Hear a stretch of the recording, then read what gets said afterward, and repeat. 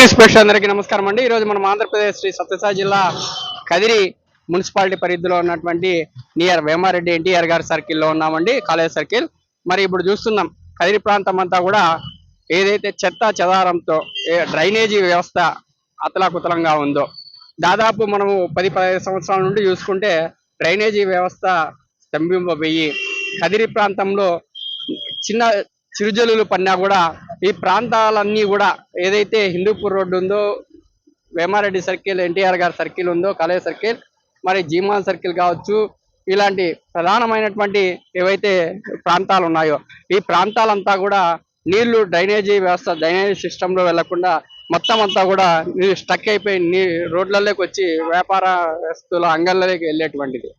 మరి ఇదంతా గుర్తెరిగినటువంటి, ఇవంతా తెలిసినటువంటి కదిరికి నూతనంగా శాసనసభ్యులైనటువంటి శ్రీ కందుకుంట వెంకటప్రసాద్ అన్న గారు చొరవ తీసుకొని కదిరి ప్రాంతంలో ఏంటి విషయము, చిరుజల్లులు పడినా కూడా ఈ డ్రైనేజీ సిస్టమ్ అనేటువంటిది అతలాకుతలం అవుతుంది. కదిరి ప్రాంతం అంతా కూడా చాలా చాలా డస్ట్ అంతా పెరిగిపోయింది అనేటువంటి ఈ యొక్క సిస్టమ్ తీసుకొని రాష్ట్ర ప్రభుత్వం గైడెన్స్ ప్రకారం రాష్ట్రంలో ఉన్నటువంటి ఫస్ట్ గ్రీన్, స్వచ్ఛ గ్రీన్, కదిరి స్వచ్ఛ గ్రీన్ గా చేయాలన్నటువంటి సంకల్పంతో కదిరి ప్రాంతంలో, అలాగే రోడ్డుకి అటువైపు ఇటువైపు కూడా అన్యక్రాంతమైనటువంటి ఏదైతే ఈ కాలువల మీద కావచ్చు, ఇతర మున్సిపల్ జాగాలు కావచ్చు, ఇతర ప్రాంతాల్లో కావచ్చు, అన్యాక్రాంతమైనటువంటి ల్యాండ్స్, అలాగే మరి ముఖ్యంగా ఇప్పుడు మనం చూస్తున్నాం దాదాపు ఒక్కొక్క ప్లేస్మెంట్ లోనే ఒక లోడ్, అంటే ఒక షాప్ ముందర ఒక లోడు ఉన్నటువంటి డస్ట్ అనేటువంటిది ఇంత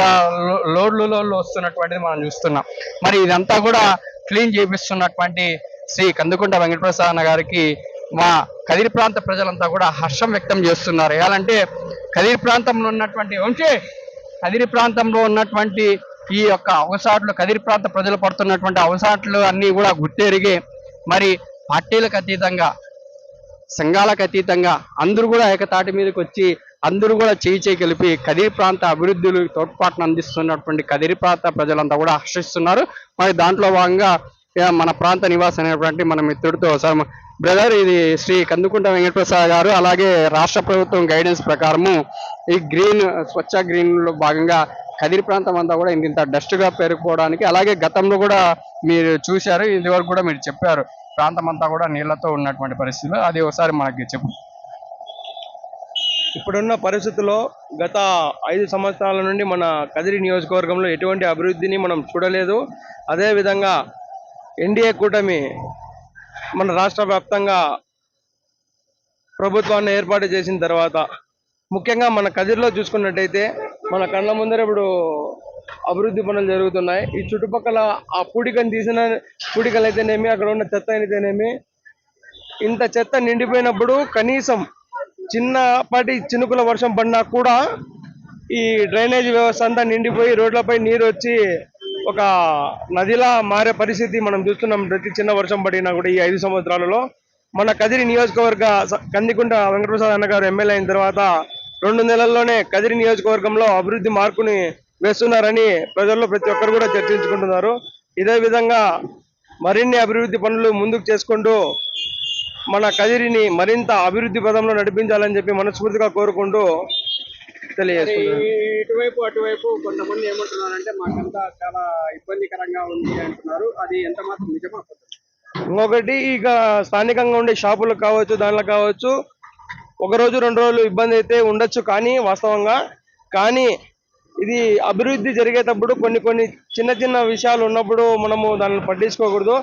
అభివృద్ధి జరగాలంటే కొంతమంది ఇబ్బంది పడక తప్పదు, అది ప్రతి ఒక్కరికి తెలిసిన ఇదే. ఇప్పుడు ఇక్కడ చూడండి, ఇంత మట్టి ఉంటే ఈ పక్క కానీ అటు చూడండి, అంటే ఎంత మట్టి తీశారు. ఇప్పుడు ఈ కొంచెంలోనే ఇంత మట్టి తీసినప్పుడు వర్షపు నీళ్ళు కానీ, డ్రైనేజీలో మురికి నీళ్ళు కానీ ఎలా వెళ్తాయి? అది క్లీన్ చేయాల్సిన అవసరం ఉంది. కాబట్టి ఈ రోజున దీనికి చర్యలు కూడా తీసుకుంటున్నారు, అంతే తప్ప దీని గురించి. ప్రత్యేక ధన్యవాదాలు మిత్రమా. ఏదైతే మనము మిత్రుడు చెప్పినటువంటి, వంశీ చెప్పినటువంటిది ఏదైతే ఉందో, ఇప్పుడు మనం చూస్తున్నటువంటిది వాస్తవీకరణలో ఈడ ఒక చోట ఇంత చెత్త, ఇంత డస్ట్ అనేటువంటిది, ఇసుక అనేటువంటిది ఉందంటే ఇంకా ఈ ప్రాంతంలో ఎంత ఉందో ఒకసారి అర్థం చేసుకోవాలి. మరి ఇంత డస్ట్ ఉన్నప్పుడు ఇప్పుడు అసౌకర్యం ఉండొచ్చు కానీ భవిష్యత్తులో సౌకర్యవంతంగా ఏదైతే డ్రైనేజీ వ్యవస్థ కావచ్చు, కదిరి మున్సిపాలిటీ పరిధిలో కావచ్చు, అంగాల వారు కావచ్చు, అందరూ కూడా తాత్కాలికంగా కొద్దిగా ఇబ్బందులు అయితే ఉండవచ్చు. కానీ భవిష్యత్తులో ప్రణాళికబద్ధంగా చేస్తున్నటువంటి ఈ సిస్టాన్ని మున్సిపాలిటీ వారికి, కౌన్సిలర్లకి, అలాగే చైర్పర్సన్ గారు కావచ్చు, కదిరి శాసనసభ్యులు వెంకటప్రసాద్ గారు కావచ్చు, అలాగే ప్రభుత్వానికి కావచ్చు, కదిరి ప్రజలంతా కూడా హర్షం వ్యక్తం చేస్తున్నారు, అభినందిస్తున్నారు.